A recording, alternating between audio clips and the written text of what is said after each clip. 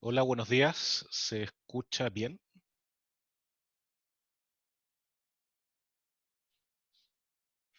Ya, bacán. Bueno, de nuevo buenos días, espero que estén bien. Bienvenidos de vuelta a la realidad de inteligencia artificial, aunque ustedes tuvieron que entregar la tarea ayer, así que tarea y dos, así que están más integrados de nuevo al mundo de la inteligencia artificial. Bueno, un par de cosas antes. Recordarles que ayer, bien tarde en la noche, mandamos una encuesta con Jorge a través de Canvas para que la contestes es en relación a las evaluaciones que quedan del curso. Les quiero agradecer porque harta gente ha contestado ya, más de 50 personas. Las respuestas están más o menos claras, eh, así que yo espero anunciar el formato de la I3 hoy día en la tarde, algo así. Lo que es 100% seguro es que comienza el jueves. Eso de todas maneras. ¿Cuánto va a durar? Bueno, eso tenemos que calcularlo todavía. Pero no va a ser de solo un día, eso ténganlo también claro. Y por las respuestas va a ser I3/tarea 3, eso también está decidido. ¿Ya? Así que vamos a hacer adecuaciones en la extensión, etcétera, de acuerdo al feedback que nos entreguen, que ha sido bastante bueno, no solo positivo en cuanto a cómo percibieron las cosas, sino constructivo por parte de ustedes. Así que eso es muy bueno, muchas gracias. Así que bueno, en base a eso vamos a informar. Lo otro, con respecto a la clase pasada, que no quedó bien grabada, no sé si se dieron cuenta que regrabé hablando solo la primera parte, la pegué al video, no quedó perfectamente pegado, se nota que hay como un cambio. Pero está arriba con la clase completa para que puedan revisarlo.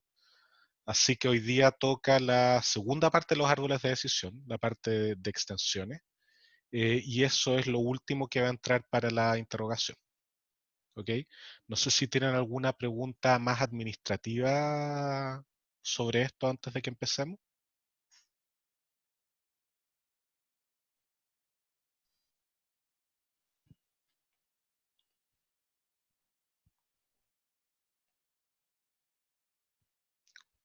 ¿Cuándo será la prueba? Acabo de decir, el jueves comienza. Lucas preguntó eso, el jueves comienza la prueba, la materia es hasta hoy. Generalmente damos una semana se cierra la materia una semana, pero dado que no va a ser de un día, va a ser de más, vamos a tomar la tarea hasta hoy día o sea, la materia hasta hoy día y queda mejor, si no la materia queda demasiado cortada. ¿Ya? Em, pueden usar, José Manuel pregunta si pueden usar Sync para los anuncios en vez de Canvas.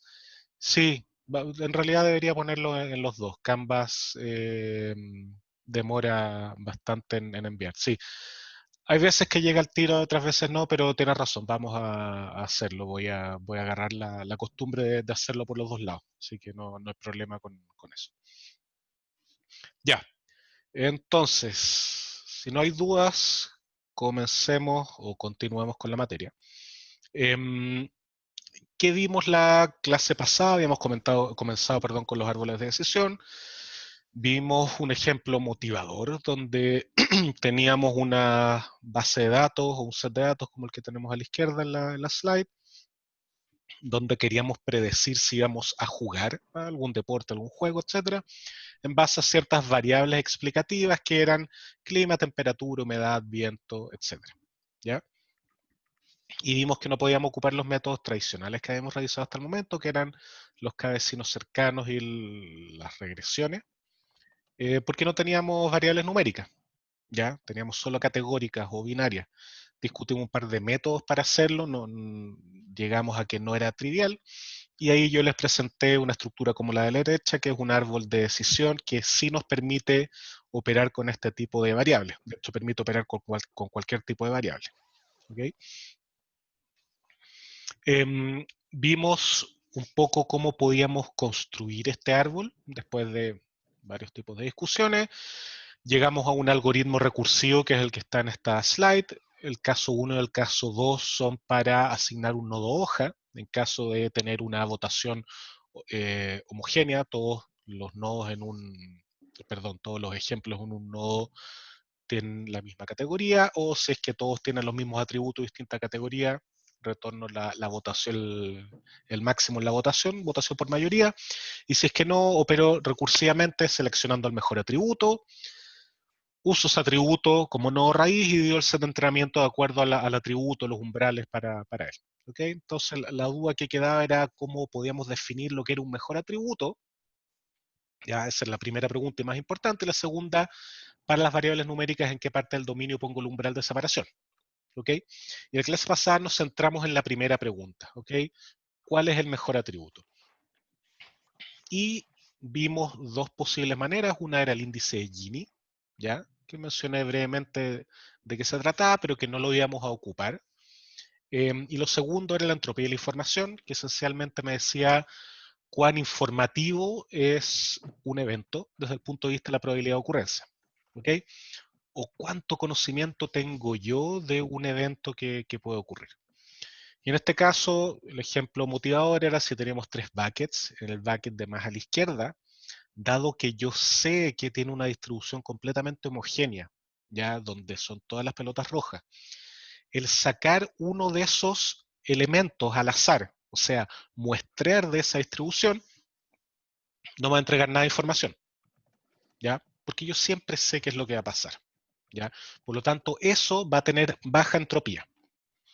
El caso de más a la derecha, por el contrario, la distribución es completamente uniforme en el sentido de que cada una de las dos categorías tiene la misma probabilidad, ¿ya? Por lo tanto, yo tengo muy bajo conocimiento sobre lo que va a salir. Lo único que sé es que va a ser de una u otra clase, no tengo una diferencia en probabilidades. Por lo tanto, yo digo en ese caso que tengo una alta entropía. ¿Ya? Y el caso del medio, en que yo estoy más tirado para el rojo que el verde, yo digo, mira, tengo una entropía media porque yo tengo cierto conocimiento de lo que va a ocurrir. ¿Ok? ¿Por qué nos interesa eso? Porque a nosotros nos gustaría poder decidir qué atributo ocupar en base a el que me entrega más información, más conocimiento, y eso va a ser la menor entropía. ¿Ok? Vimos luego la expresión de la entropía de manera un poco más formal, que en este caso era la función HDS, que era menos la sumatoria para cada una de las categorías de la probabilidad de ocurrencia y por el logaritmo en base 2 de la probabilidad de ocurrencia de la clase I. ¿Ok? Y esto se calcula para un conjunto de datos. ¿Ya? El ejemplo está un poco más abajo. Si tengo un set con 4 clases A, B, C y D, 10 registros para la A, 20 para la B, 30 para la C, 40 para la D. Vimos que dado que tengo 100 registros, la suma es 100, y tengo 10 de la clase A, la entropía sería 0.1 por logaritmo 0.1 más 0.2 por logaritmo 0.2, etc. Y eso me da 1.85. ¿Ok? Ahora, para ver más claramente el tema de la entropía, fijémonos en el gráfico de la derecha, que es la entropía para una variable binaria, ¿ya? No cuaternaria como este ejemplo, que tenemos 4 valores, una variable binaria donde es lo mismo que un lanzamiento de una moneda. Si yo tengo una moneda perfectamente equilibrada, yo desde cada lanzamiento no obtengo el mínimo de información, ¿ya? Por otro lado, si mi moneda no está equilibrada, si está tirada, sesgada para alguno de los dos lados, el hacer un lanzamiento sí me entrega cierta información, ¿ya? Por lo tanto, la entropía es menor al máximo.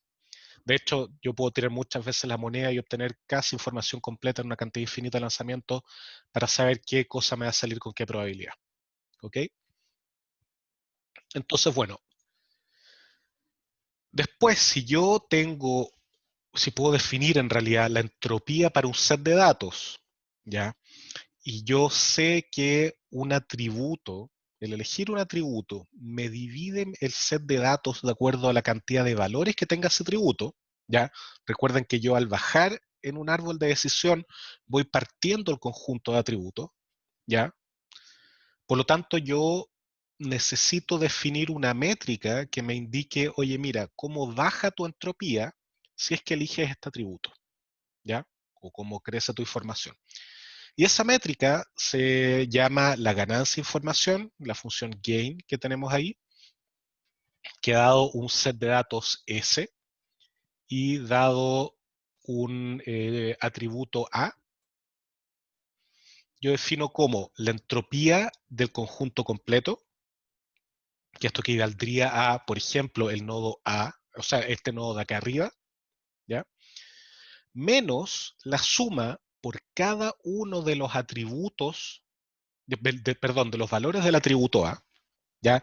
Eso es en el árbol de decisiones por cada uno de los nodos hijo que yo genero a partir de este nodo padre, eligiendo el atributo correspondiente,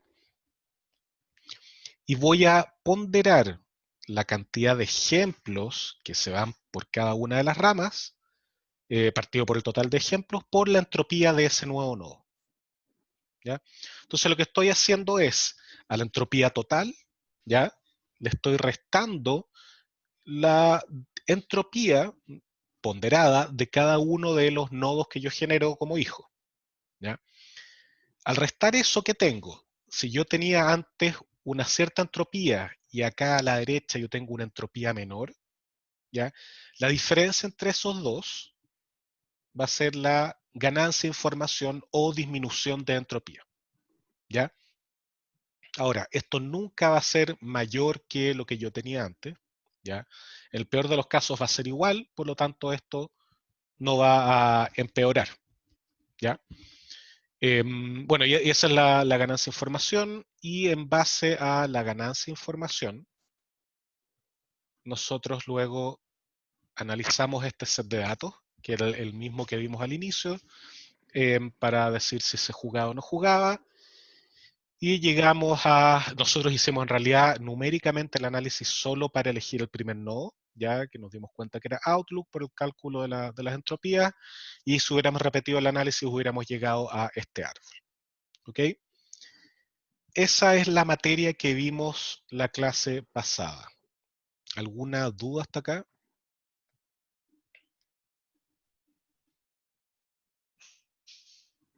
¿Nada? ¿Todo claro?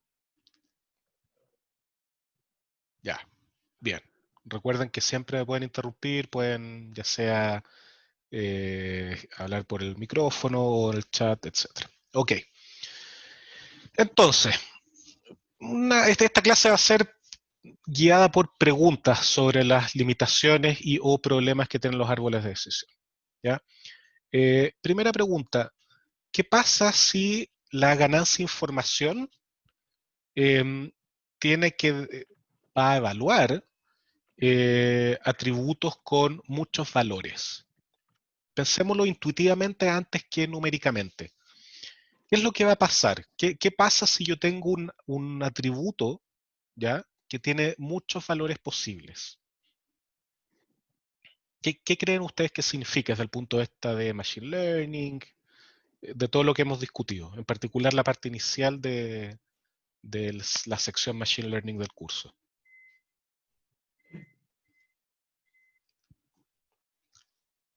¿A nadie se le ocurre cuál podría ser el problema con atributos con muchos valores? Va a querer separarlos pronto, ¿ya? A ver, Daniel indica son más lentos de procesar. Sí, ok, pero asumamos tiempo de ejecución instantáneo. No nos preocupemos tanto por eso. Es verdad que en la práctica va a ser un problema y no lo queremos, pero tengámonos por el momento en la parte más utópica, donde no hay problemas de cómputo. ¿Ya? A ver, ¿por qué un árbol podría querer separar pronto un atributo con muchos valores? ¿Ya? Felipe también indica las ganancias de entropía serán bajas. ¿Ya? Metámonos después con lo numérico. Primero me gustaría verlo más intuitivo. ¿Ya? Em, ¿Qué pasa? De hecho, olvidémonos un poquito de la ganancia de información, olvidémonos un poco de un árbol. ¿Qué pasa si yo tengo un atributo que tiene muchos valores? ¿Ya? Pensemos eso en función de cuán discriminativo puede ser y cuán informativo, no, cuán generalizable puede ser. ¿Ya? ¿A quién se le ocurre un atributo para describir a la población que tenga muchísimos valores? ¿Ya? La edad, perfecto. Matías y Lucas indicaron la edad y varios más en realidad. ¿Algún otro que tenga más valores todavía? La altura, perfecto. Más valores aún, en particular en Chile.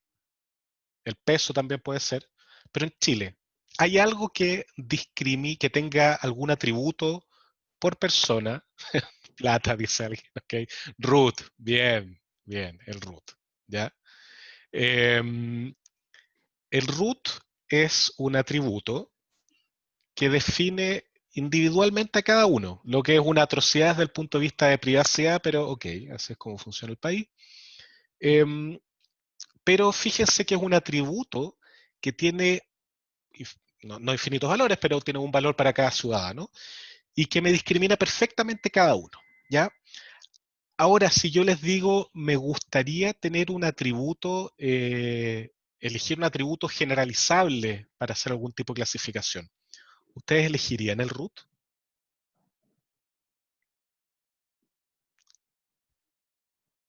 ¿Describe algo de la persona? No, no describe nada, no es una buena característica, ¿ya? Y bueno, la probabilidad de chuntarle es cero también, eso es toda la razón. ¿Ya? Entonces, el problema que tenemos ahí es que vamos a, Josefina indica sí, le da por el número, sí, eso es correcto, hay una correlación con eso, ¿ya? Em, el tema es que eso, cuando yo, generalizando, cuando yo tengo atributos que tienen muchos valores, me van a llevar a overfitting, ¿ya? Porque voy a buscar valores que voy a tener, en realidad, voy a decirlo nuevamente, valores que me van a discriminar muy perfectamente las cosas, ¿ya? Pero eso tiende a generar sobreajuste, ¿ya? Porque me estoy basando solo en una característica para hacer la categorización, ¿ya? La ganancia de información va a tener el mismo problema. ¿Por qué? Porque si yo tengo un atributo que está muy distribuido, pero que me indica muy particularmente a cada uno, ¿ya? Yo seguramente voy a tener mayor ganancia de información ahí, porque me va a permitir discriminar perfectamente. El tema es que sabemos que cuando trabajamos con conjuntos de datos, vamos a tener un problema de overfitting si tengo características que discriminan demasiado bien, pero tan bien que termino con conjuntos discriminativos muy pequeños. En el caso del root, un valor. ¿Ya? Entonces, ¿cómo se le ocurre a ustedes que podría yo controlar por eso? ¿Cómo podría corregir esta métrica de ganancia de información para que no elija atributos que son demasiado eh, discriminativos, pero el más sentido de la palabra? ¿Ya? Agruparlos indica Víctor, Daniel usar rango, Florencia también indica usar rango. Sí, es una buena técnica, por decirlo de alguna manera. Pero vamos al problema, ¿ya?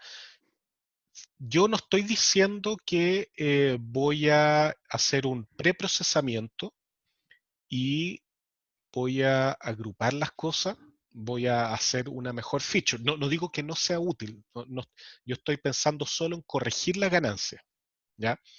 Em, por lo tanto, esto de cambiar la feature no va, no digo de nuevo, no digo que no se puede ocupar, de hecho uno podría hacerlo y tiene bastante sentido, pero si voy a corregir la ganancia, mi métrica, no es lo que estamos buscando, ¿ya? Lucas indica ponderar por la cardinalidad, ¿ya? ¿A qué te refieres con cardinalidad ahí, perdón? Con la cantidad de Sí. elementos que hay en cada uno. Cuando tú juegas juegos, ¿Aló? al final los juegos están programados en algún lenguaje, ¿no? Sí. Pero tú Perdón, no tenías ese lenguaje instalado en tu computador, entonces ¿cómo funciona? perdón, no te entendí la pregunta, ¿puedes repetirla? ¿Cómo? Como yo mi juego lo tengo hecho en Python. Ujú. Y- Pero, por ejemplo, cuando hay juegos en Facebook, yeah, ¿cómo jugáis los juegos en Facebook? Porque tú no tenías probablemente los idiomas donde lo hicieron. Pero si tú estás jugando en Facebook, tú no bajaste nada. Ya, hay No, alguien que está hablando solo está y... yendo el frontend. Ya, voy a mutear a esta La lógica persona. puede estar Ya, perdón. Sí, a alguien se le quedó el micrófono abierto y está hablando. ¿Ya? Em, sí, buena pregunta en todo caso, indica Víctor. Sí, sí, buena pregunta. Ya, volvamos a... Lo divertido es que esto quedó grabado. Ya, volvamos a la pregunta. Entonces, ¿cómo vamos cómo podríamos mejorar esto? ¿Cómo podríamos de alguna manera corregir para que no se elijan este tipo de atributos? ¿Ya? Y alguien más arriba había indicado, Lucas había indicado ponderar por cardinalidad, ¿ya? Entonces, justo yo decía, oye, ¿a qué te refieres con la cardinalidad? ¿Ya? ¿Con el tamaño de los conjuntos en que voy a dividir? ¿Esa era la acotación?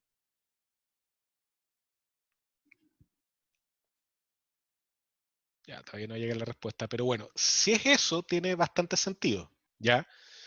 Entonces yo podría decir, mira, yo quiero castigar aquellos atributos, si bien digo, aquellos atributos que tienen muchos valores, ¿ya?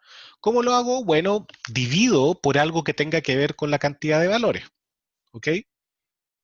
Ya, perfecto, ahí Lucas me indica eso. Ya, esa métrica, ya, que corrige la ganancia de información se llama el gain ratio, ¿ya? Y se define como está ahí, bastante simple. Yo tengo en la parte de arriba, en el numerador, tengo la ganancia, y esa ganancia la voy a dividir por algo que se conoce como el splitting information o también como la información intrínseca. ¿Ya? Los dos nombres se ocupan en la literatura. ¿Ya? ¿Y qué es el splitting information o la información intrínseca? Es netamente olvidarme de que existe una clase. ¿Ya? A mí ya no me importa la clase, sino que voy a ver la información que tiene el conjunto de datos per se, ya no con la clase. ¿Ya? Eso significa cuán distribuido está ese conjunto. Y si se fijan acá, lo que yo hago es, eh, S es la cardinalidad del conjunto total, SI es la cardinalidad del conjunto para el valor I dentro de mis atributos, ¿ya? Por lo tanto, yo calculo una especie de entropía, ¿ya? Pero sobre la proporción de ejemplos que van por cada lado, ¿ya? Entonces, ¿qué va a pasar acá? Yo voy a terminar teniendo un denominador muy grande, ¿ya? Si es que tengo mis valores distribuidos en muchos conjuntos, ¿ok? Y eso va a hacer que el gain ratio sea más pequeño, ¿ya? En cambio, si tengo pocas divisiones, ¿ya? Esto va a ser pequeño, el denominador va a ser pequeño, por lo tanto mi gain ratio va a ser más grande, ¿ya? Esa es la métrica que se ocupa en general. Ahora uno podría pensar en muchísimas métricas más, ¿ya? Algunas tan simples como dividir por la cantidad de datos que tiene, pero en general se ocupa esta ya que tiene mejor comportamiento, se han hecho bastantes análisis, etc. ¿Ok? ¿Alguna duda sobre esto?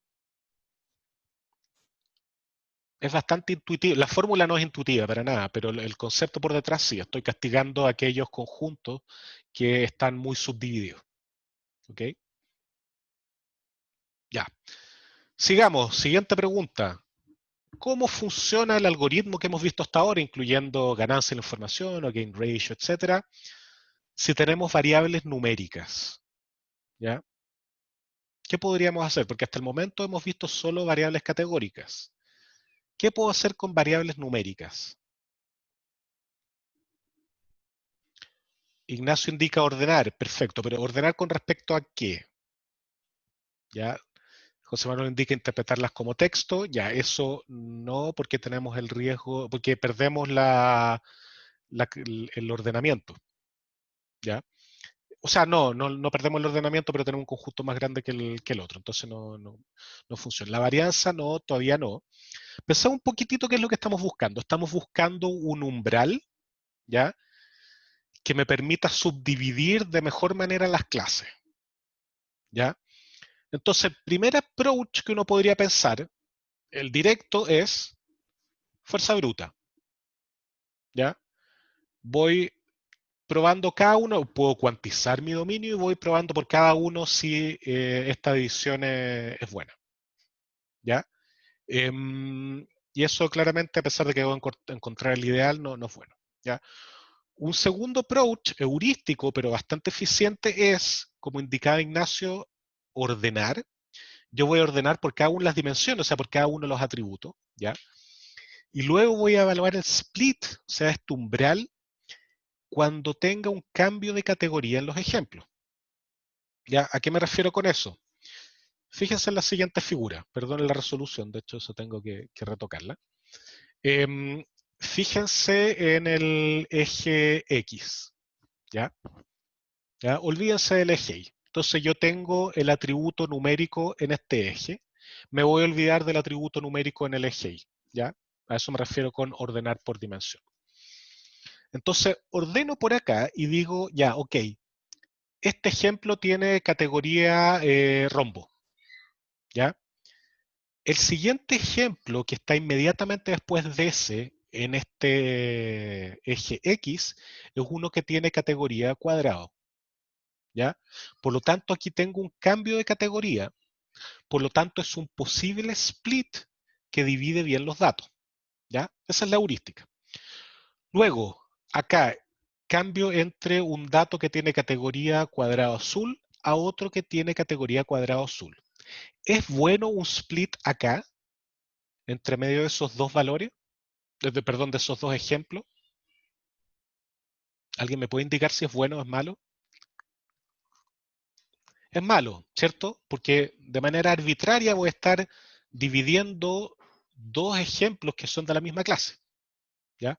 Por lo tanto, yo nunca voy a hacer un split entre medio de dos ejemplos que son de la misma clase. Siempre lo voy a buscar donde haya cambios de clase. Como por ejemplo acá, cuadrado azul a rombo gris, tengo un cambio y lo evalúo como posible split. Y así sigo.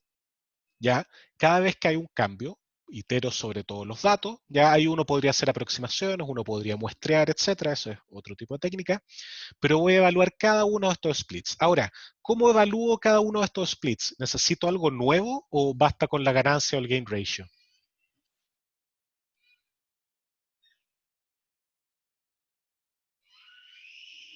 ¿Alguien se la juega?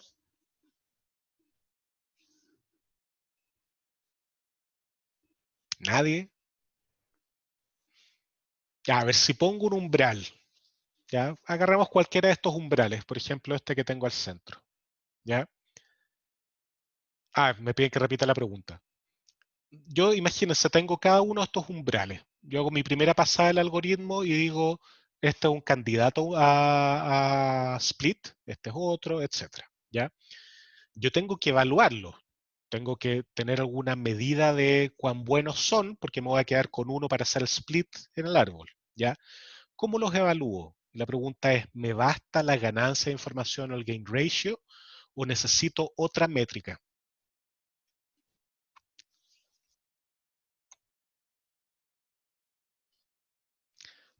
A ver, José Manuel dice que necesito otra métrica. ¿Por qué podría necesitar otra métrica? ¿O en base a qué? ¿Se escucha? Sí, Creo que sí. perfecto. O sea, lo que yo veo ahí es que si uno se queda con cualquiera de esos umbrales va a ser pésimo porque, por ejemplo, si tomamos el de más a la izquierda, estaríamos separando y aquí tengo un rombo gris y al otro lado tendría tanto rombos grises como cuadrados azules. Y como eso que también divide los datos, tenemos que considerarlo a la hora de quedarnos con un umbral o no. Claro, ahora, no nos quedemos en este set de datos en particular, este es un ejemplo, Ok. podría dar otro, pero mi punto es el siguiente. Si yo elijo cada uno de estos splits, porque estamos de acuerdo de entrada que otros splits acá son malos. Por ejemplo, entre medio de dos ejemplos con cuadrado azul, ese es malo, ¿ya? O dos ejemplos con rombo gris, eso es malo, ya eso estamos claros, ¿ya? Pero si yo agarro esta variable y digo voy a partir acá, ¿ya? Y tengo este conjunto de datos y este otro conjunto de datos acá, ¿ya? Independiente de cuán buenos o cuán malos son. ¿puedo evaluar eso con la ganancia de información o con el gain ratio o no puedo evaluarlo? Esa es la pregunta en realidad.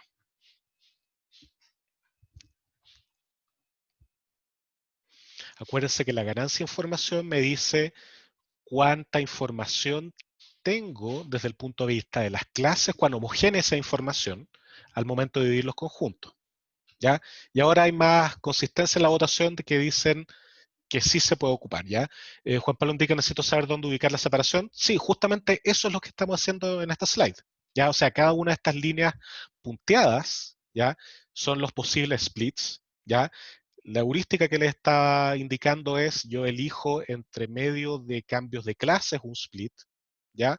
Puede ser a la mitad de la distancia entre estos dos, ahí uno puede decir.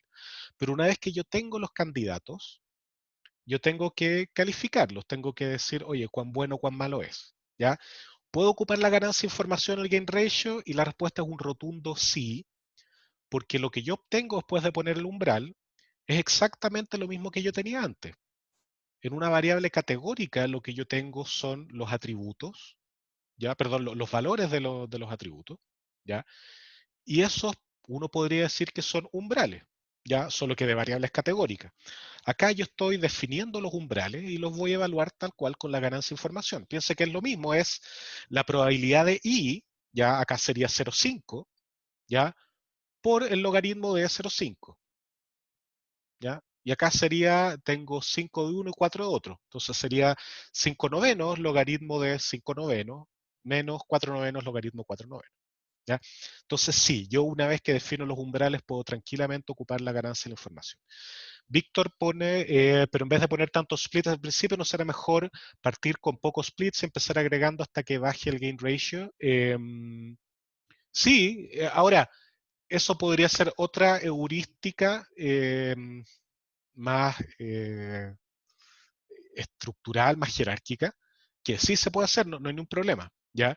El tema es que primero tú tienes que cortar de alguna forma, bajar de este dominio infinito de umbrales a uno más acotado, y esta es una buena técnica que en general se ocupa en la práctica, ¿ya? Ahora uno podría decir, voy a ocupar menos ejemplos, ¿ya? Y voy a mostrar que también se hace en la práctica. Sí, por supuesto, de ninguna manera está mal, es correcto. Pero el punto es, de alguna manera, obtener candidatos, y esto es uno. Uno podría pensar en otros, pero la pregunta que se puede en el fondo con respecto a si podía ocupar la ganancia de información. ¿Ok? Ya, todos claros, todos de acuerdo que sí puedo ocupar la ganancia de información acá.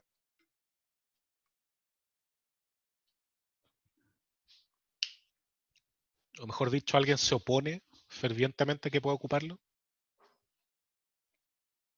¿Nadie? Ya, bacán. Entonces, siguiente pregunta. Les mencioné que esta clase va a estar plagada de preguntas.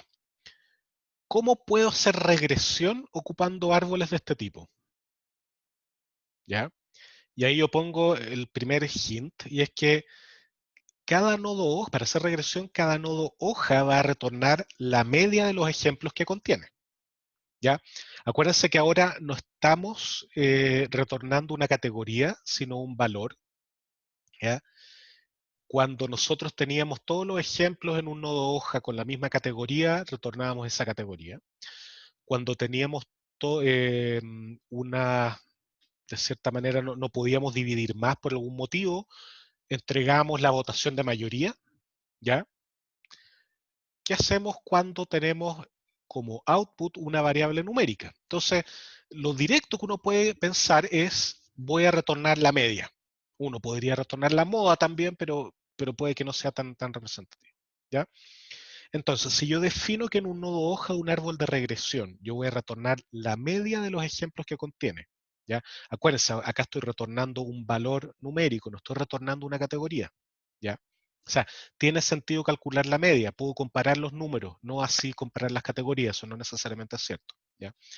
Entonces, si en un árbol de regresión, cada nodo hoja retorna la media, ¿cómo puedo hacer el split de un nodo? De un nodo interno del árbol. ¿Ya? ¿Puedo ocupar la ganancia de información acá?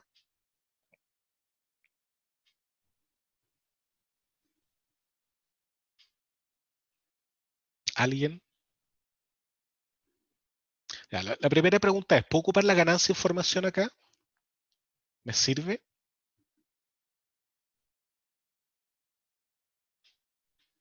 Ya, pues alguien que se la juegue, pues como nadie. Ya, Víctor dice sí. Alguien que diga no.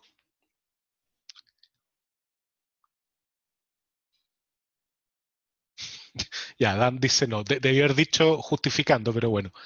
Ya, Víctor indica, es igual los ejemplos anteriores, pero con números. Ya, veamos, es una buena primera intuición. La ganancia de información o la entropía, ¿ya? Se fijan en la probabilidad de ocurrencia de eventos, ¿ya? Eso tiene sentido con las categorías. ¿Tiene sentido eso con los números? Ya, acuérdense que estamos haciendo una regresión. Ya, y ahí Víctor dice, ya, no son discretos, ¿ya? De hecho, hay algo muy importante, son comparables, ¿ya? Por lo tanto, una votación no tiene tanto sentido, ¿ya? Como las categorías no son comparables o la comparación entre todas es lo mismo, no hay un orden, tiene sentido la probabilidad de ocurrencia, pero acá sí hay un orden, ¿ya? Por lo tanto, no nos sirve la ganancia de información, ¿ya? Ahora, ¿qué es lo que medía la ganancia de información? La ganancia de información me dice cuán disperso, de cierta manera, está un conjunto desde el punto de vista de las categorías, ¿ya? ¿Cómo puedo llevar esa noción de dispersión a valores numéricos? ¿Ya? ¿Quién se le ocurre? La varianza, perfecto, ya, súper bien. Entonces, en vez de medir la ganancia de información, yo voy a calcular la disminución de la varianza, variance reduction, VR, como está ahí en la slide, ¿ya? Entonces, yo me paro en un atributo, miro cómo se reduce la varianza del nodo en que estoy versus los nodos de los atributos, ¿ya? De hecho, la fórmula es la misma que la ganancia de información, pero en vez de tener entropía, yo tengo varianza, ¿ya? Y como yo estoy retornando en los nodos hoja la media, y la varianza mide la dispersión de los datos con respecto a la media, acuérdense que la varianza es la media menos el valor, todo eso, la suma cuadrática de eso, ¿ya? Yo voy a buscar los atributos que me disminuyan de manera más rápida la varianza, ¿ya? O sea, de mayor manera la varianza. Y tiene sentido, si es que yo estoy retornando un valor, ¿ya? Y la varianza de los elementos que están cerca a él es pequeña, significa que yo tengo bastante certeza de lo que estoy retornando, ¿ok? Fíjense esta figura que tenemos acá, ¿ya? A la izquierda yo tengo el target, que eso es el valor i que yo quiero predecir, y en el eje X yo tengo la variable explicativa, ¿ya? Entonces fíjense, yo tengo dos series acá, los puntos naranjos son los datos, ya fíjense que es una función sinusoidal. La serie azul, ya esta que tenemos acá, es un árbol con profundidad máxima 2 y la serie verde es un árbol con profundidad máxima 5, ¿ya?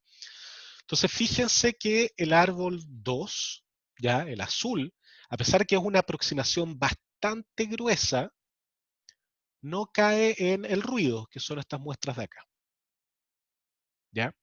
Y eso es porque no tiene tanta libertad para modelar. Ahora el árbol de profundidad 5 sí lo hace y obtenemos estas estimaciones de acá, ¿ya? Que si se fijan, reducen fuertemente la varianza. O sea, aquí la varianza de esto es 0, ¿ya? El problema es que me estoy aprendiendo el ruido y caemos en el mismo problema que teníamos antes entre ganancia, información y gain ratio, ¿ya? Por lo tanto, ¿qué podría hacer uno ahí para evitar caer en estos puntos que son únicos y en realidad pueden ser ruido? ¿Cómo podría yo corregir la disminución de la varianza?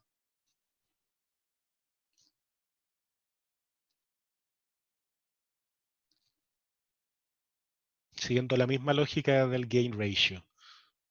¿A quién se le ocurre cómo podría corregirlo? Víctor indica penalizar cambios pequeños de valores, como esas clases delgadas. Sí, pero acuérdate que acá lo que estamos buscando es justamente que la varianza sea pequeña. ¿ya? El problema que tenemos acá es que tenemos muy pocos ejemplos. Entonces, lo que en realidad nosotros queremos penalizar es conjuntos donde la varianza puede que sea pequeña, pero eso se debe a que tengo muy pocos elementos, ¿ya?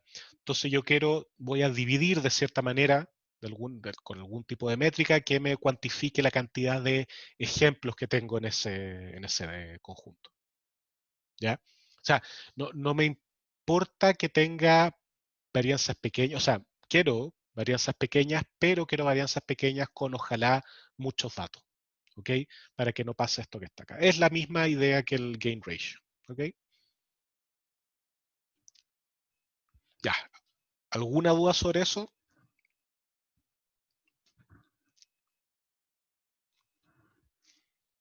Nada. Ya, continuemos. Ya aquí esto se pone, vamos a cambiar un poco. Vamos a volver a el overfitting y la complejidad, ¿ya? Y esta es una pregunta que ya ustedes respondieron en la clase pasada, de manera natural salió. Entonces, ¿qué tipo de árboles prefiere construir el algoritmo que analizamos? Este algoritmo de ganancia de información o de reducción de la varianza, etcétera, ¿ya? Esa pregunta se puede traducir a ¿cuál es el sesgo inductivo o cuál es el bias de este algoritmo? Acuérdense este diagrama que vimos en las primeras clases, este diagrama de cajas donde yo tenía primero el set de entrenamiento, luego pasaba por el algoritmo, después la métrica de rendimiento, después un loop de feedback para retroalimentar, ¿ya? Y nosotros veíamos que el algoritmo tenía un bias, un sesgo inductivo, ¿ya? ¿Cuál es el sesgo inductivo o el bias o lo que prefiere este algoritmo al construir? ¿Qué tipo de árboles?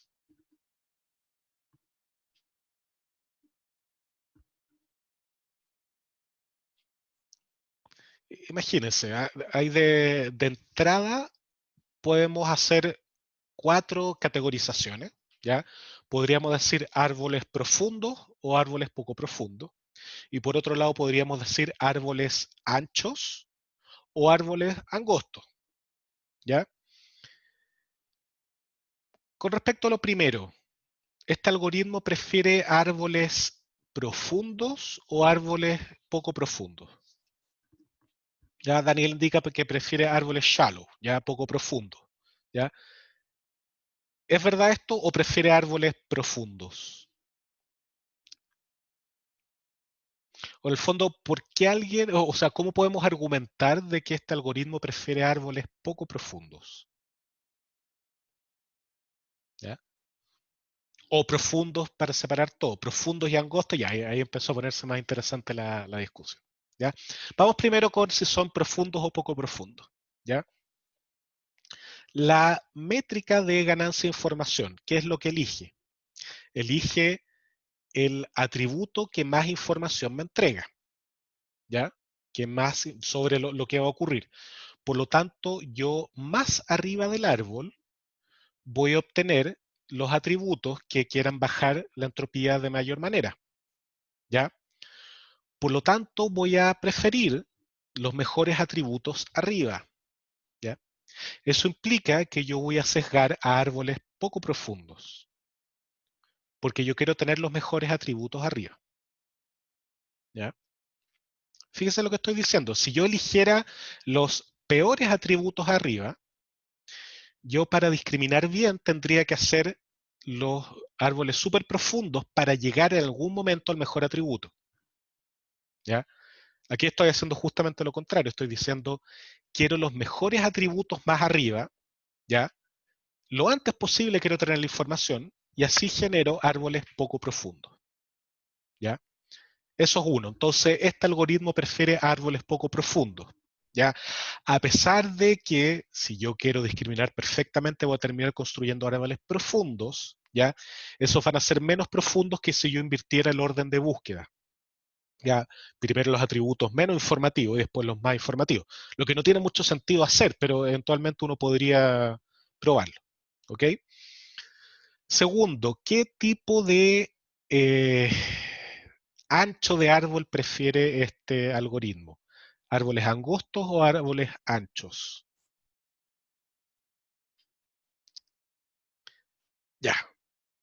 Dos personas ya, Josefina y Diego, dicen angostos, ¿ya? Perfecto. ¿Estamos seguros que es angosto? ¿Son siempre angostos? Acuérdense que la métrica que estamos ocupando para hacer los split, que finalmente es la base del algoritmo, era, si nos centramos en clasificación, era la ganancia de información, ¿ya? Y luego vimos que nos íbamos a ir también por el gain ratio. Entonces, voy a hacer un poquitito más certera la pregunta. La ganancia de información, ¿qué tipo de árboles prefiere? ¿Árboles angostos o árboles delgados?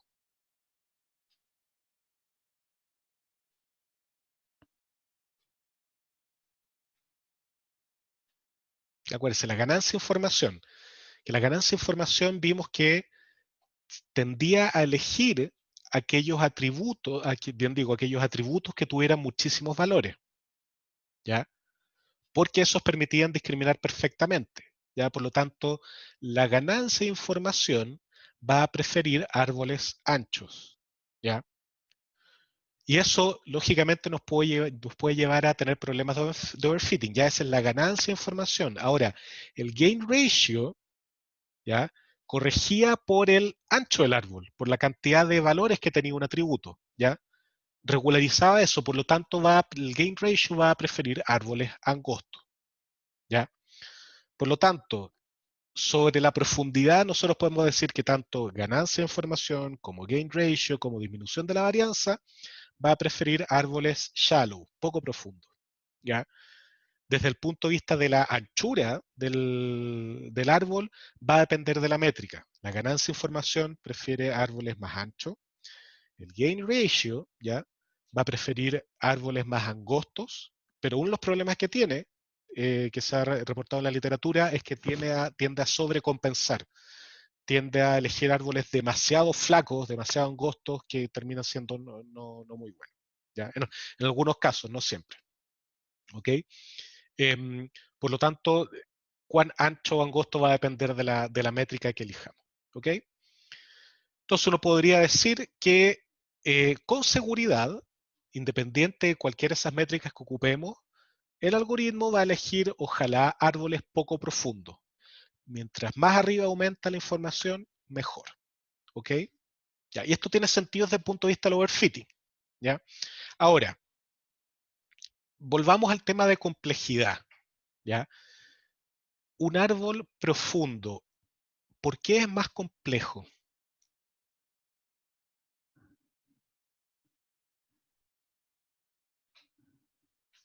¿Alguien me puede decir por qué uno considera más complejo un árbol más profundo que uno menos profundo?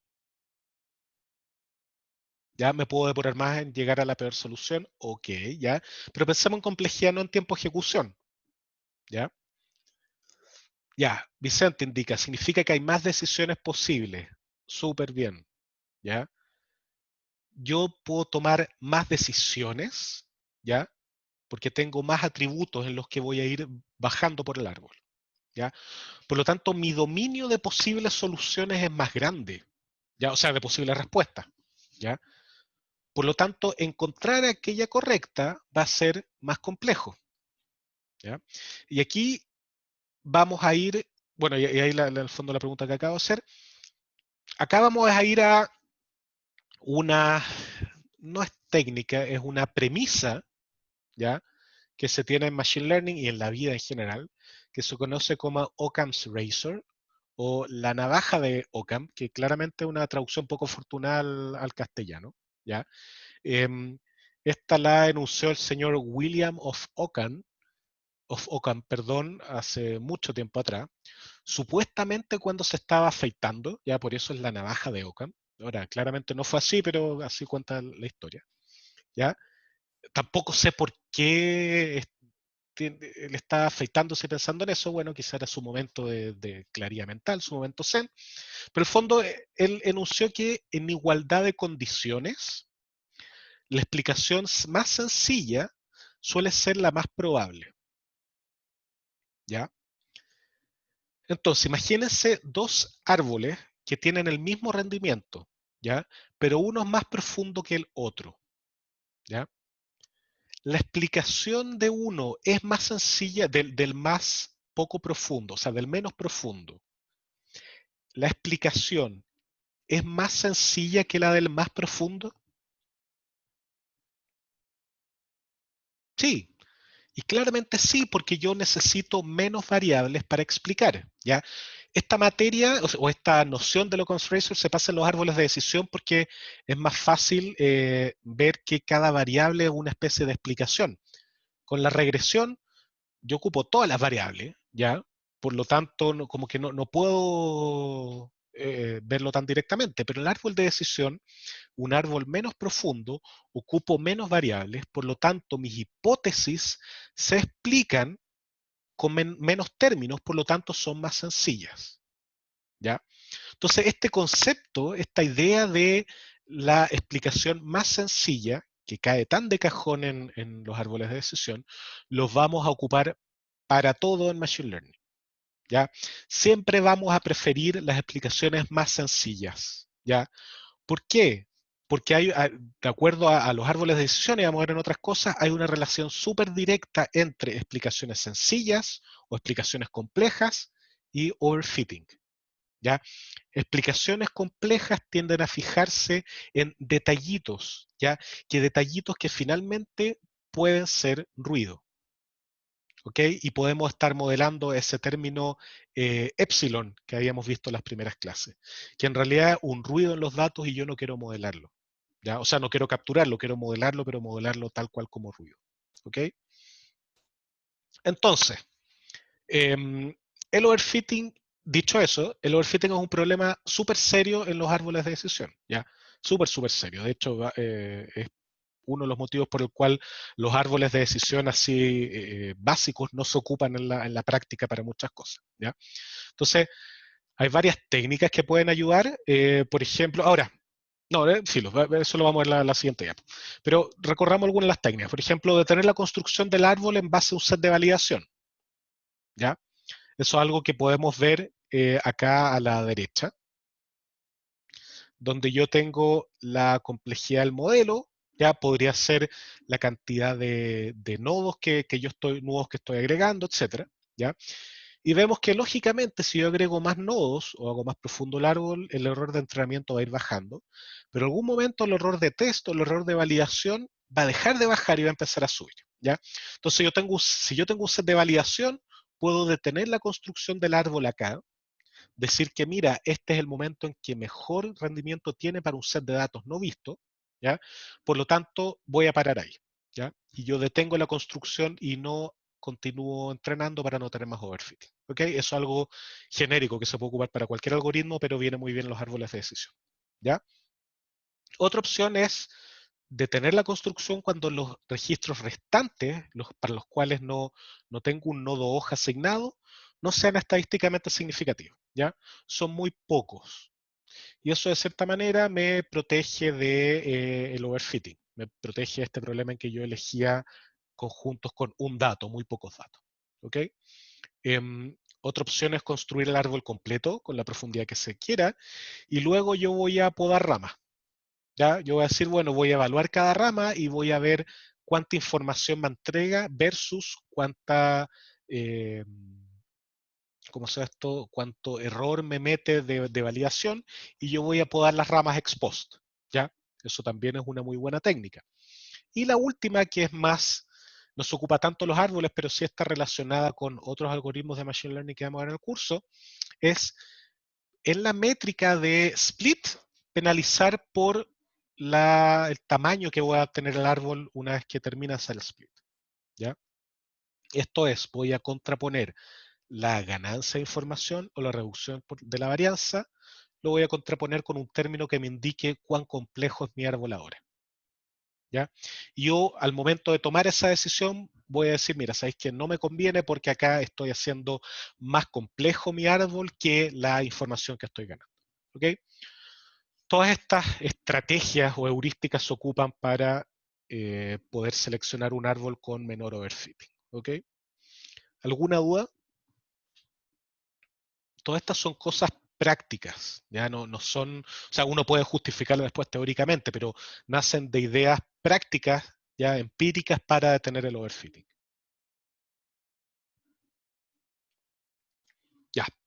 Continuemos. Entonces, otros semestres yo llegaba hasta acá y decía que, mira, los árboles son ampliamente utilizados en la práctica. Sí, eso es más o menos verdad.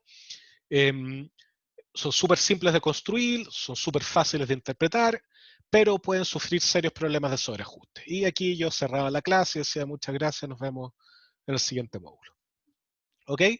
Pero después llegaba a mi oficina y decía, no puedo ser tan penca, no puedo haber dejado ahí la explicación como que, chuta, ya tiene estos problemas, veamos bien cómo solucionarlo. Así que yo incluí el siguiente análisis ya hace algunos semestres. ¿ya? Entonces, analicemos. ¿Cuál es el motivo fundamental, ¿ya? de que tengamos overfitting? ¿Ok? De otra manera, ¿de dónde viene el problema del overfitting en este caso, en los árboles de decisión?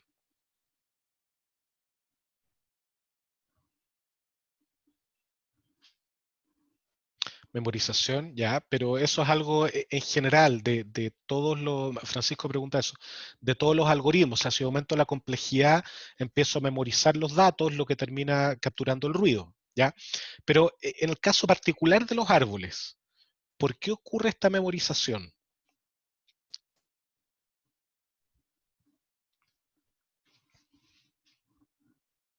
¿Ya? Hay dos argumentos y los discutimos hace un par de slides atrás. Hay dos motivos por los cuales los árboles tienen problemas de overfitting. Ya, uno, porque se separa en atributos cada vez más específicos. Súper bien. Y segundo, quedan hojas con pocos datos. Fantástico, excelente. La atinaron justo. ¿Ya? Entonces, lo voy a escribir de otra manera, pero exactamente lo que dijeron en el chat. ¿Dónde proviene el problema? Uno, la muestra es progresivamente reducida al bajar en el árbol. ¿Ya? Dado que estoy dividiendo por atributos o por umbrales, ¿ya? Yo cada vez voy a tener menos datos. Y sabemos que si tengo menos datos, yo voy a terminar modelando, memorizando, como indicaba Francisco, ¿ya? Los ejemplos puntuales que pueden ser explicados más por ruido que por información. Okay. Y segundo es que si hay muchos atributos, existe una alta probabilidad de elegir alguno inútil, ¿ya? Yo tengo atributos cada vez más específicos, ¿ya? Eso significa que tengo muchos atributos y eso va a significar eventualmente que si yo quiero discriminar perfectamente, voy a capturar alguno que sea puro ruido o que en realidad no esté capturando información de verdad, sino algún sesgo existente en los datos. ¿Ok? Entonces, ¿cómo podemos solucionar eso? ¿A alguien se le ocurre? Sin las técnicas o las heurísticas que vimos en la slide pasada. ¿A alguien se le ocurre cómo podríamos modificar esto? ¿O mejorarlo?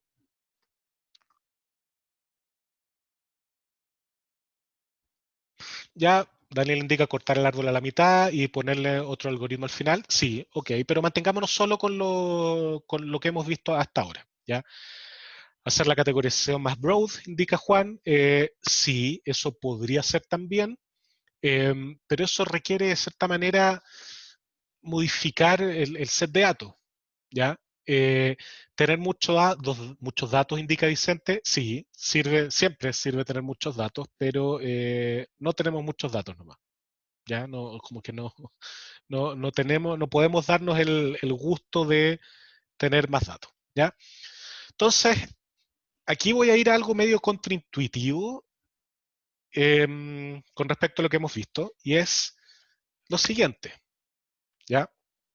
Yo voy a ocupar una técnica que se conoce como ensamble de modelos. ¿ya? Y para ver lo útil de esto, me gustaría que pensemos en las encuestas. ¿ya? Cuando se hace una encuesta de cualquier tipo, como la que hicimos nosotros con Jorge, que les recuerdo, porfa, contéstenla lo antes posible para que lo más pronto posible podamos informarles cómo hacer el timing de las siguientes tareas / interrogaciones. ¿ya? Si yo hubiera dicho, voy a preguntarle solo a Jorge, ¿qué es lo que opina? ¿Ya? ¿Qué problema podría haber tenido ahí?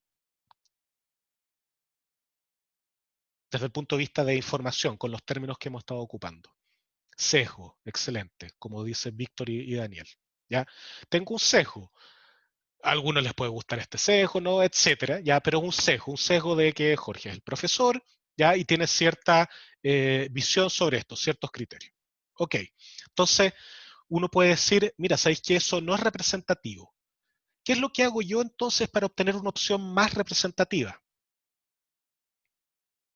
Le pregunto a más gente, ¿ya? En este caso a todos los alumnos del curso. Algunos van a contestar, otros no van a contestar. Ok, ojalá todos contestasen, ¿ya? Pero voy a tener más gente, ¿ya? ¿Cuál es el tema? Que si yo le pregunto a suficiente gente, ¿ya? Es muy probable que al promediar los resultados, los sesgos se cancelen, ¿ya? ¿Por qué voy? Porque voy a tener una porción de la población bastante significativa, ¿ya? Ahora, y pensemos de nuevo en las encuestas, ¿qué condición debe tener mi encuesta para que estos sesgos se cancelen? O que, dicho de otra manera, todos los sesgos estén razonablemente bien representados. Diversidad, como indica Juan. Perfecto, ¿ya? O sea, si yo le pregunto solo a los alumnos con buena nota, ¿qué les pareció? Voy a obtener todos la misma respuesta, ¿ya? En cambio, si les pregunto a todos los alumnos, los que obtuvieron buena nota, mala nota, más o menos nota, voy a obtener más razones. Voy a quizá obtener una definición más certera de por qué les fue mal, ¿ya? Muy difícil, poco tiempo, no pude concentrarme por la situación que estamos viviendo, etcétera, ¿ya? Y eso va a permitir capturar de mejor manera la realidad de la distribución, ¿ya? Entonces, resumiendo esta diapo, yo puedo ocupar combinaciones o ensambles de modelos, ya, muchas preguntas, por decir, o muchos modelos explicativos, ya. Eso debería ser mejor porque voy a capturar las realidades de todos los subgrupos de la población, pero yo necesito que estos no estén muy correlacionados, ¿ya? Entonces, un poquito más formalmente, como ven ahí en la diapo, si el patrón de error, ¿ya? Cuando yo me equivoco, es distinto para todos, ¿ya? Es muy probable que en promedio la respuesta del ensamble sea correcta, ¿ya? O mi patrón de acierto. ¿Ya? ¿Qué significa eso? Que si la forma en que contesta la gente es más o menos similar, ¿ya? O sea, la mayoría de la gente responde lo mismo para las mismas preguntas, no exactamente lo mismo, pero más o menos lo mismo, yo tengo alta correlación, ¿ya? Ahora, si tengo grupos donde ese patrón de acierto o de error o de respuesta es distinto, ¿ya? Es muy probable que al promediar los sesgos se cancelen y se obtenga la distribución real, ¿ya? Porque voy a terminar ponderando estos sesgos por la cantidad de población que los tiene, ¿ok? Entonces pueden ver acá en la slide que yo tengo el modelo 1, modelo 2, modelo 3, modelo 4 y todos tienen distintos patrones de acierto, distintas distribuciones, ¿ya? Pero cuando yo las pondero todas por la cantidad de población a la que obedece cada una, yo obtengo una respuesta que, de acuerdo a lo que el ejemplo, esta es la real, ¿ya? Vicente indica, profe, no entiendo la diferencia entre hacer un ensamble entre distintos grupos y simplemente ocupar esos grupos como atributo para clasificar. Perfecto, ya. ¿Cuál es el problema ahí? Que si todo va a depender de la métrica que yo voy a ocupar. Puede ser que el mero promedio de la votación, ¿ya? Me termine escondiendo clusters, ¿ok? Lo que pasa es que si yo elijo modelos y hago el output de los modelos, lo que yo obtengo es una distribución de probabilidad, ¿ya? Si yo tengo muchos modelos. En cambio, si yo lo que hago esto los tomo como atributos y los promedio, yo solo me voy a quedar con la media, que es una estimación puntual de la distribución, y voy a perder información, ¿ya? Entonces, el ensamble te entrega más información porque es un ensamble de modelos, ¿ya? Es como si yo cada una de las votaciones de los alumnos, ¿ya? O de la población, contara cada uno de los votos y en base a eso armar una distribución de probabilidad, ¿ok? Y con eso voy a responder, ¿ya? Por eso es mejor tenerlo esto en distintos ensambles y no comprimirlo de cierta manera a tenerlo en grupo, ¿ya?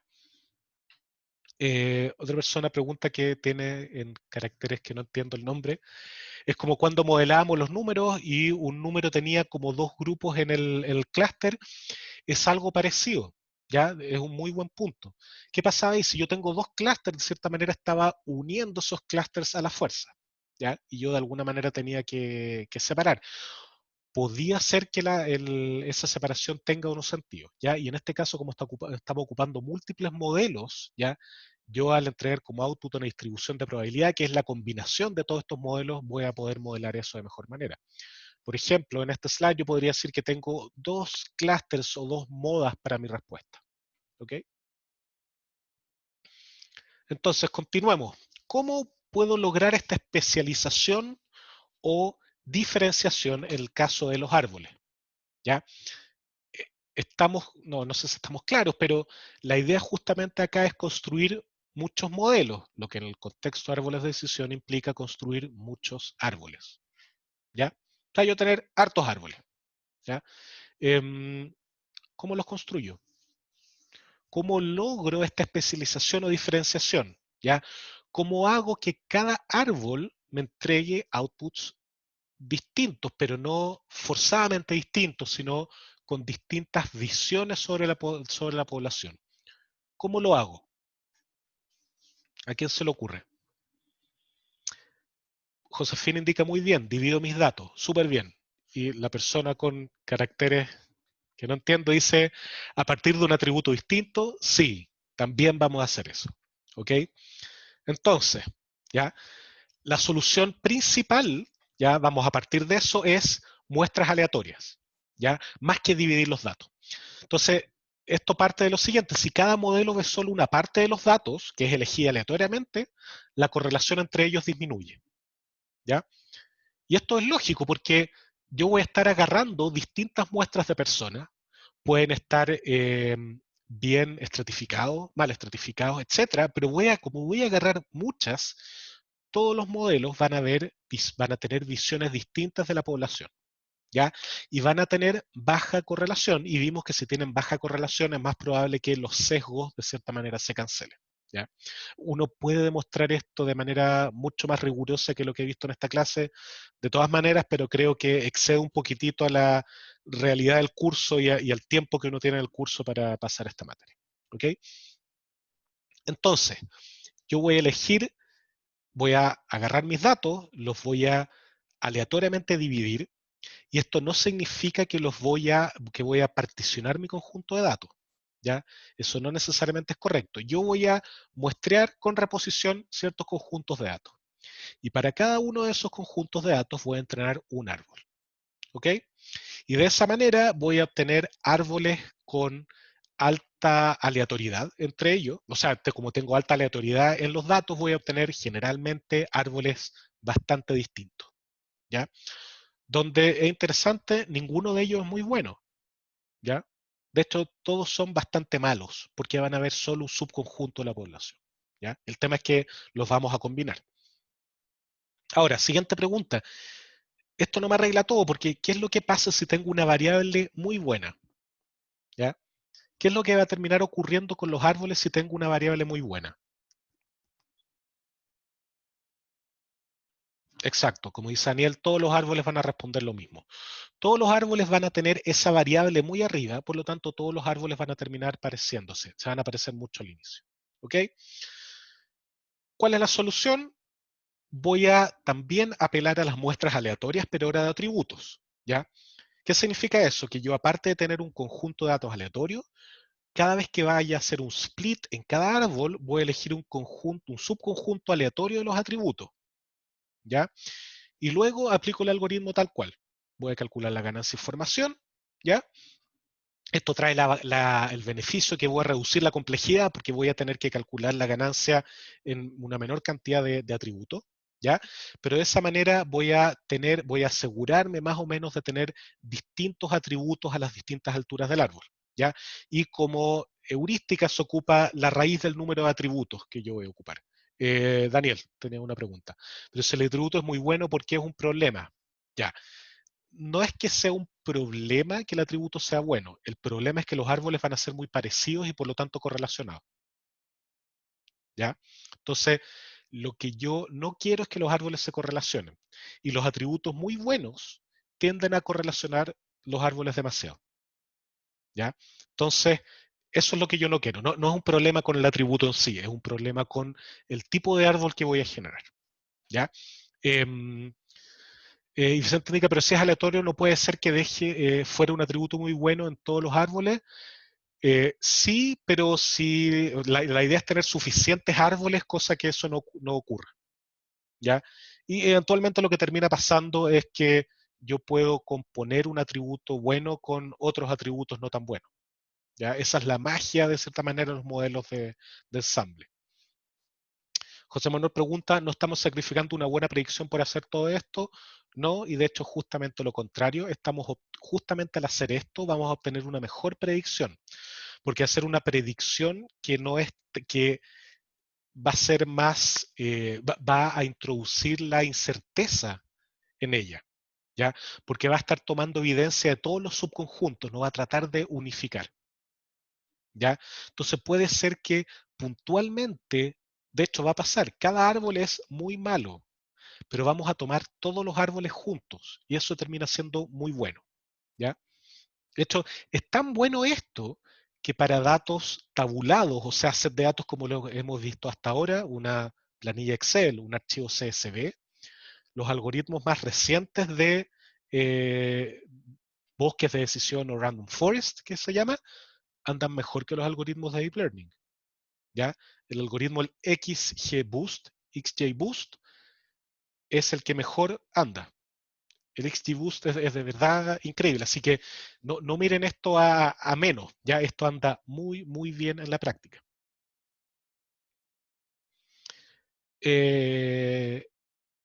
Otra persona pregunta, ¿es como lo de la tarea 2 con la suma heurística? Chuta, no revisé la tarea 2, pero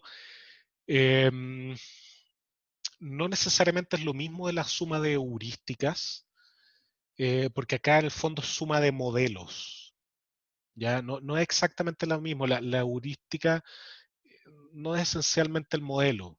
Ya, o sea, más que suma de heurística, esto podría ser suma de resultados del BFS o de la estrella. ¿Ya? Pero el concepto de tener sumas de cosas, ¿ya? Y que cada una se especializa en distintos casos, después yo pondere, si te refieres a eso, sí, es bastante similar, es una idea bastante recurrente que se ocupan en bastantes dominios de análisis de datos, inteligencia artificial, ¿ya? Entonces, ¿cómo queda el algoritmo general de los random forests o bosques de decisión, como también se conoce? ¿Ya? Yo voy a decidir que voy a construir B mayúscula árboles, una cantidad grande, saco una muestra en el punto A de tamaño n, una muestra aleatoria de mi set de entrenamiento, construyo un árbol, ya, T sub B, ya, recursivamente siguiendo los siguientes pasos.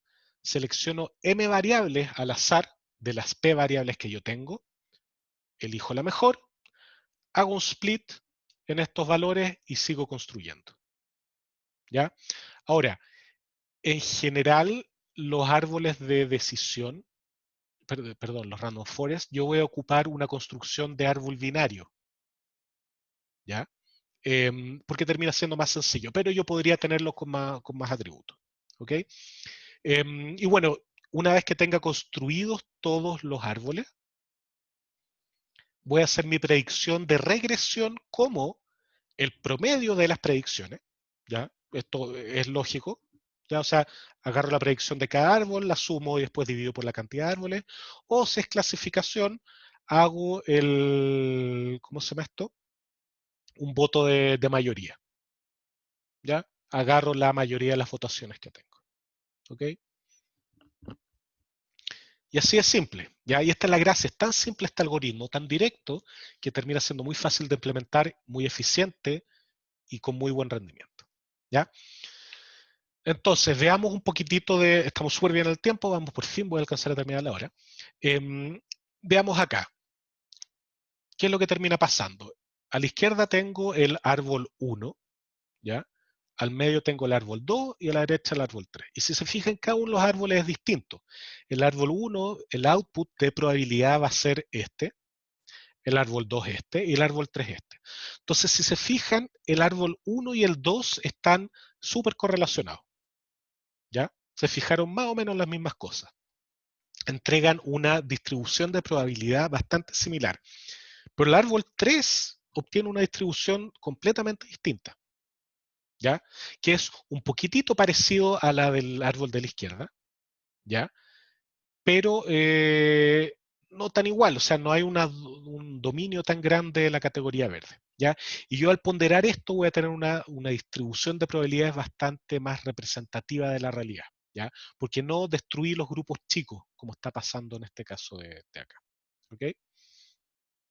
Ahora, hay algunas consideraciones extra que me gustaría tener, como por ejemplo, yo no necesito un set de test para evaluar el rendimiento de un árbol de decisión, ¿ya?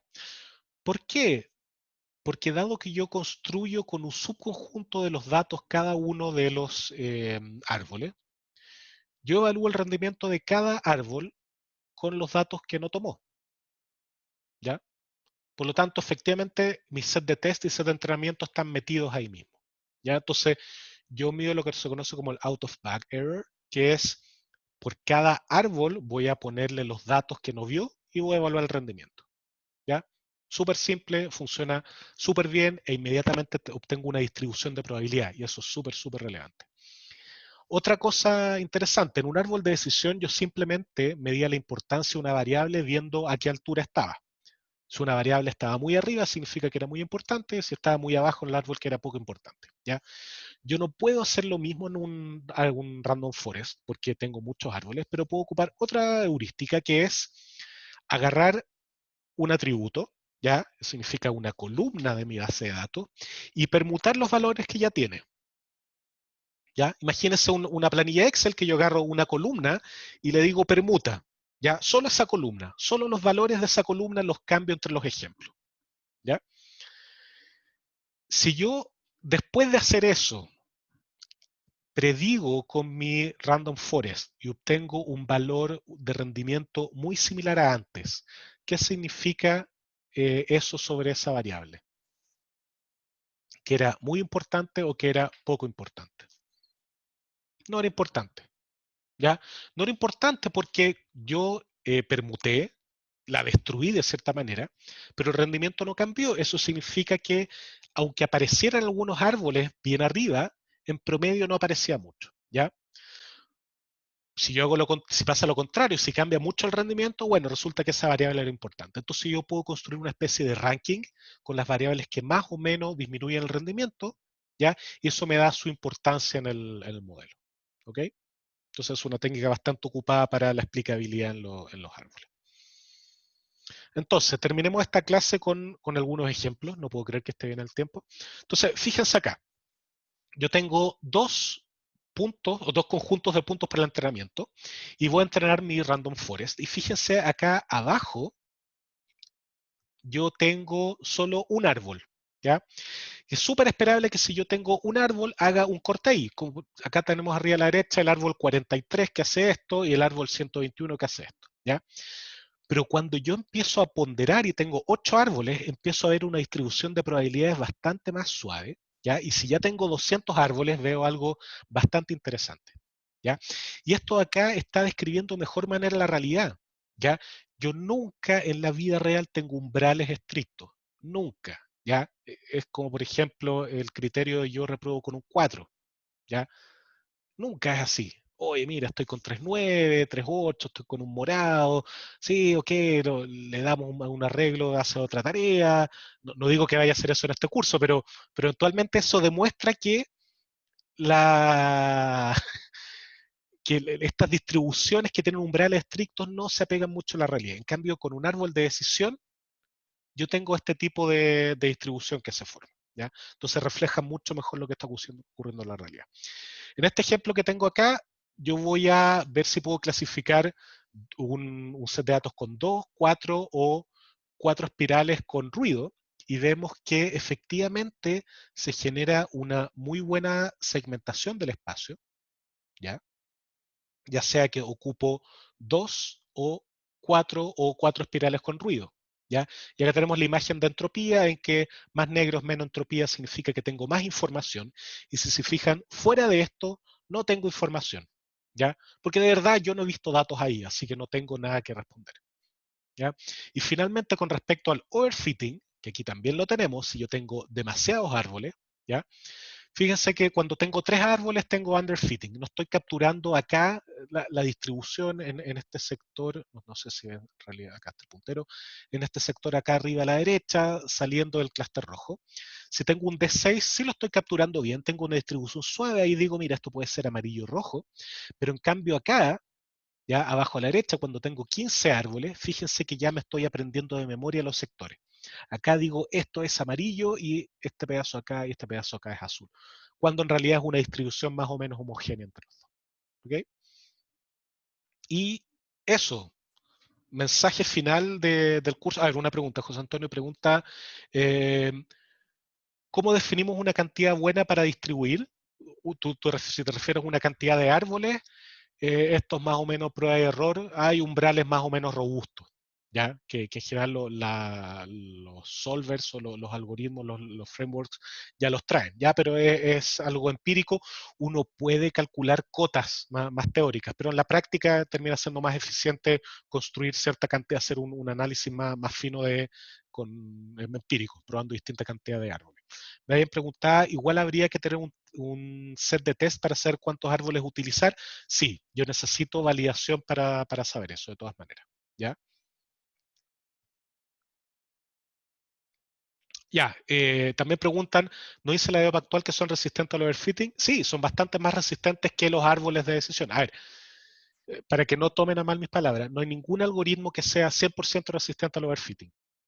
¿Ya? Siempre va a haber overfitting. Entonces, cuando yo me refiero a resistente al overfitting, significa que se requiere más esfuerzo, o sea, menos esfuerzo de mi parte, ¿ya? Para tener un algoritmo que no sufra tanto overfitting. Ya cuesta más que se overfite el algoritmo en este caso, pero yo nunca voy a poder eliminar el overfitting, eso ténganlo claro. ¿Ya? Entonces, como resumen, al igual que los árboles de decisión, los random forest son modelos fácilmente interpretables, ¿ya? Rendimiento súper competitivo en problemas de datos estructurados, de hecho es mejor que Deep Learning, ¿ya? El XGBoost, ¿ya? Para que lo busquen, que es una variante del random forest, es el que mejor anda en las competencias con datos estructurados, ¿ya? Y gracias a la aleatorización es un tipo de algoritmo bastante resistente al overfitting, ¿ya? Sí, como indica José Manuel, XGBoost. Eso, con eso terminamos árboles de decisión. Ya me pasé muy poco el tiempo, estoy muy orgulloso. Esta es la última materia que entra para la prueba. Ya la prueba va a empezar el jueves. Vamos a ver con Jorge hoy día la votación, pero seguramente va a ser, aquí esto no lo tomen por cierto, pero probablemente va a ser una I3/tarea 3, va a durar yo creo que 2 semanas, no quiero saturarlos con más, pero eso significa que la cantidad de ejercicio, la dificultad va a ser sin duda menor que la I2/tarea 2. Ya vamos a preocuparnos de eso. Eso, muchas gracias por estar en la clase, espero que les haya interesado y nos vemos el jueves para, de todas maneras, lectura del enunciado, contestar preguntas y para que empiecen a trabajar en eso. Ya pues, que estén muy bien, nos José, vemos. gracias.